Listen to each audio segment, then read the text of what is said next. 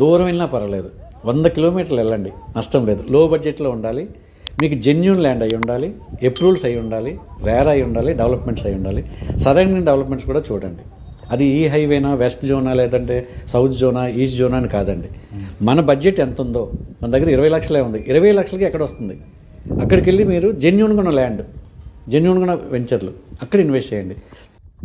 భూమి ధర పెరిగిన దాంతో పోలిస్తే ఓపెన్ ల్యాండ్ కు ధర ఎక్కువగా పెరుగుతుంది. అందువల్ల మీకు అవకాశం ఉంటే మీరు ఒక 400 గజాల ల్యాండ్ కొనుక్కున్నారనుకోండి, 200 గజాలు ఇల్లు కట్టి 200 గజాలు ఖాళీ పెట్టండి.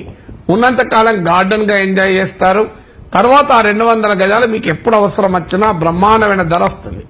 ఎప్పుడు కూడా బిల్డింగ్ కు ధర రాదు. బిల్డింగ్ ఏమో డిప్రిషియేట్ అవుతుంటుంది. ఒక 20 ఏళ్ల తర్వాత బిల్డింగ్ కు వాల్యూ 0 అవుతుంది, కానీ ల్యాండ్ వాల్యూ పెరుగుతూ